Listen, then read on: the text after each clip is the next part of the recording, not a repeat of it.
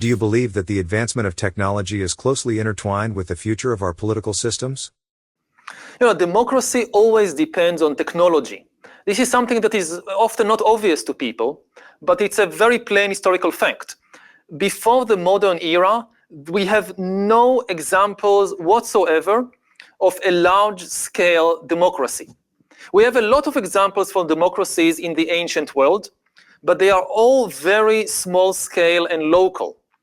Most hunter-gatherer bands and tribes had a more democratic political system. It was quite rare to have a dictator in a small band when people can, everybody knows each other, everybody trusts each other. It's not a good place to have a dictatorship. But when human societies began to grow, and you have big cities and kingdoms, and the kingdoms also get bigger, then democracy becomes almost impossible, and dictatorship becomes or one sort or the other of an autocratic regime becomes the universal norm. Why? Because you can't have a public conversation about politics in a large territory with hundreds of thousands or millions of people. In a small city like ancient Athens, or in a hunter-gatherer tribe, everybody can meet, know each other, have a discussion, and decide what to do about war and peace, about economics, whatever. In a large kingdom, it was impossible.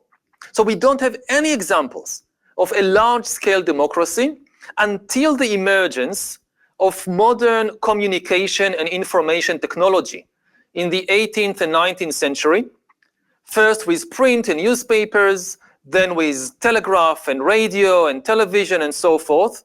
And this, for the first time, made it possible for millions of people spread over a large territory to have a political conversation, to develop trust, and to think together or discuss together what to do about the major issues of the day. In this sense, democracy depends on technology. And every major change in communication and information technology in the last 200 years also led to a change in the practices, in the nature of democracy. So what we are going through right now fits this pattern, that we are now in the midst of another major revolution in communication and information technology, and it is bound to change democracy. The worst case scenario is that it will destroy democracy, because new information technologies can undermine the ability to have a conversation and to have trust between people, and can instead empower totalitarian regimes that are also dependent on technology. In the ancient world, the people had many autocratic regimes, but they could never establish a totalitarian regime. The difference between autocracy and totalitarianism is that autocracy, all the political power is concentrated in the hands of a small elite of one emperor, but they don't intervene in the daily life of most people because they can't. If you sit in the capital city of the Chinese Empire, you cannot know what each individual is doing in every remote village of the empire. So they live most of their life without your control.